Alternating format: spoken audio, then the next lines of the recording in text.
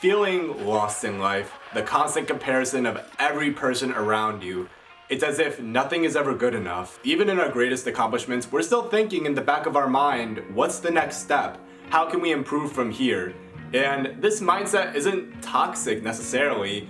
It actually could be a major benefit. It keeps us motivated, it keeps us driven, it keeps us on that chase. But what happens when we push ourselves to the point where we can't even enjoy the fruits of our own labor? I myself have struggled with this in the past and quite honestly still struggle with it to this day. It's hard to not compare yourself, especially in the creative industry where you're constantly being pushed out people that are more creative, that are younger than you, that just have more going on, and it only leaves you wondering, what's so wrong with me? And every single time I do achieve something, that I do accomplish something that is perceived as valuable in my eyes and in others, it still doesn't feel good enough. I can't even celebrate my own accomplishments because I believe that that is what I should be achieving, and that is kind of the bare minimum. When we are feeling lost, when we're stuck in this rut, most likely we're either in two dimensions. We're either stuck in the past or we're stuck in the future. We're so busy over analyzing mistakes and decisions that have already been made and that we can't take back, or we're focused on the future, so far so that we don't even recognize the end goal anymore. And what I'm getting at is we're never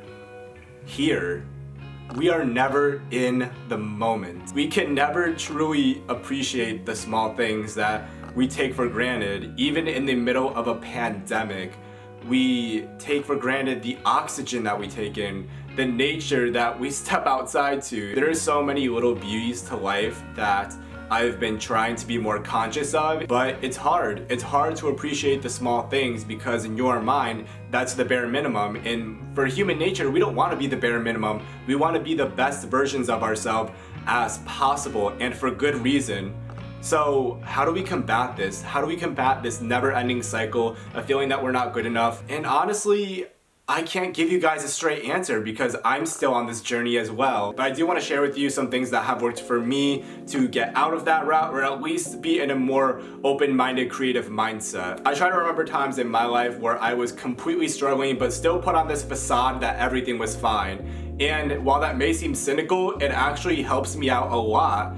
I think we fail to realize how many people have this problem of sadness, depression, etc. because they don't show us, and you probably don't show people either. What I like to say, whether it be in real life or on a screen, is that the surface level stuff is a highlight reel. Take myself even for example. I am well aware that I am positioning myself as a leader through being so vulnerable being so vulnerable about struggles that I have been through and how I am working on becoming a better human being. But in reality, there are a lot of things that you don't know, that nobody really knows about, that I'm probably never gonna share. And there are certain things that I just don't want to discuss on the internet, that I don't discuss in my personal life. You know, there are just things that are going on inside of here that you guys will never know. And I think it's important to realize that, because what you see is not what you get. It's a part of the story, but it's not the full story. Something else that I think you should be more open-minded about, that you probably don't want to hear, is maybe there's a reason you're feeling behind in life. Are you really doing things that are happy for you? Are you really doing things that you feel are a benefit towards yourself, towards your physical, mental, spiritual health? Are you doing the work? Because if you're not, if you're just following a path that you think is gonna work towards you, not because you are genuinely passionate about it, but because it's the best financial option, it's the best whatever the hell, maybe this is spirit saying that this isn't the path for you. And I would really encourage you to pay attention to the signs. When I was beginning my self-development journey, there were little signs that I noticed, you know, as I got further along my journey, that I realized were screaming at me beforehand, that I was just dodging, ignoring. It's crazy how our mind deflects things that we don't want to hear. It's actually pretty terrifying. Start living a life of meaning. Start living a life of purpose. Today, at least, make some sort of change. I hope this video was able to give you some insight or to even help you in some way.